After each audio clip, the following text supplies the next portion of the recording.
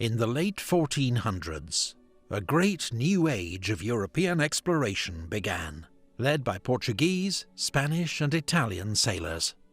They made great voyages into the unknown, full of danger, adventure and discovery.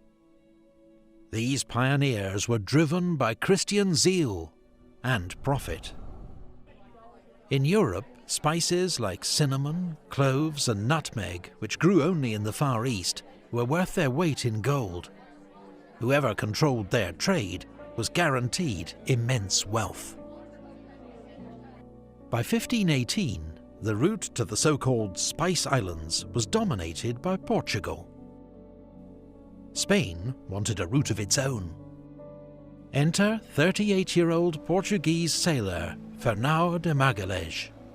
Ferdinand Magellan, as he's known in English, was a brilliant navigator who'd spent many years sailing the Indian Ocean. But he'd fallen out with the King of Portugal, and now offered a bold plan to his rival, King Charles I of Spain.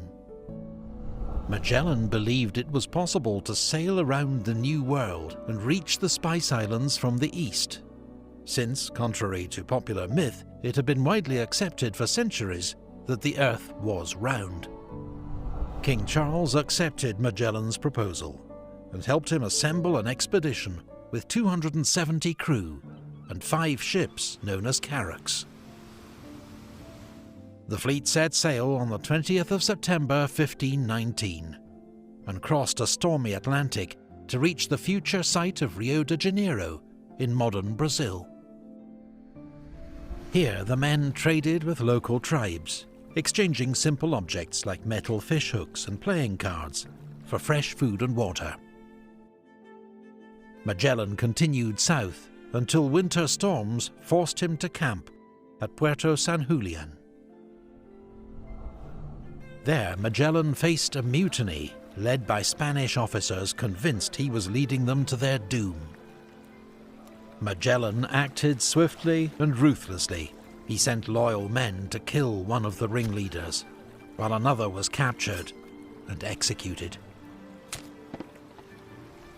2 others were marooned, left behind when the fleet sailed south again in August. As Magellan searched for a passage west, one ship, the Santiago, was wrecked, though the crew were saved. Another ship, the San Antonio, deserted and sailed home.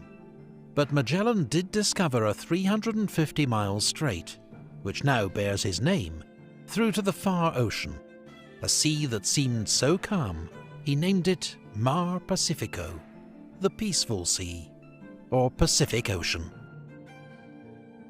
But the Pacific Ocean was far bigger than they'd estimated. Their supplies ran out. The men were forced to eat rats and drink putrid water.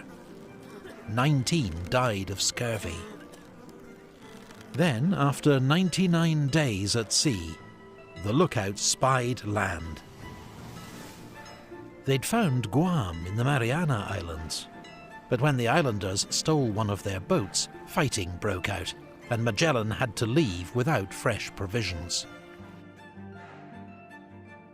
A week later, Magellan and his men became the first Europeans to reach the Philippines, where they were able to feast on bananas and coconuts.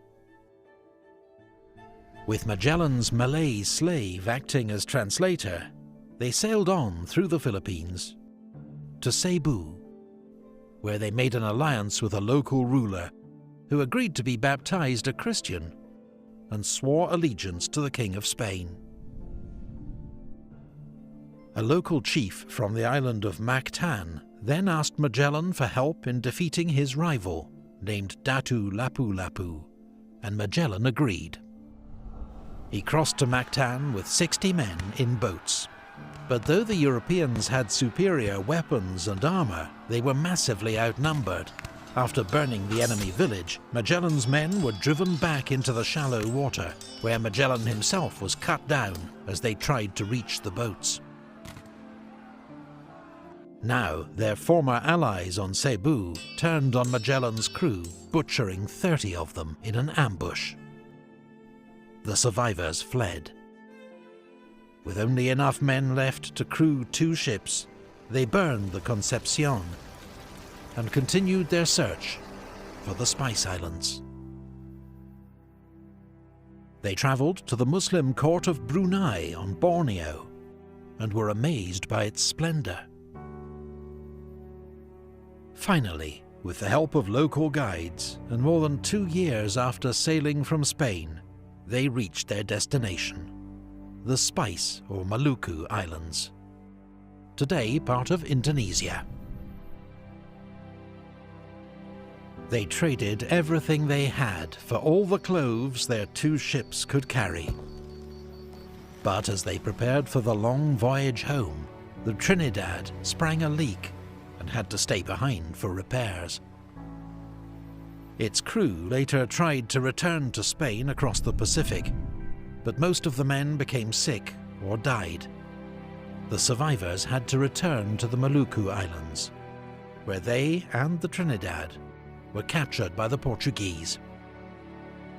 The Victoria, the last and smallest ship of Magellan's fleet, sailed west for home, captained by Juan Sebastián Elcano. Crossing the Indian Ocean, it took 9 weeks of battling headwinds before they could round the Cape of Good Hope. The men began to starve once more.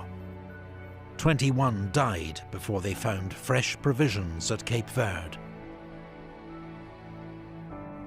On the 8th of September 1522, almost exactly 3 years after their departure, the famished, exhausted crew of the Victoria cast anchor at Seville, Spain.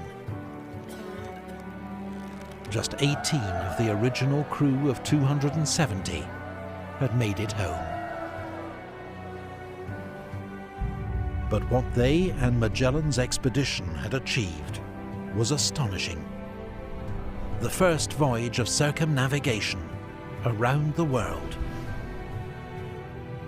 Mankind at last had final conclusive proof that their planet was a sphere, and a greater idea than ever before of its vast size. It was an incredible feat, not repeated for 58 years, when an Englishman named Francis Drake made his own remarkable voyage around the Earth.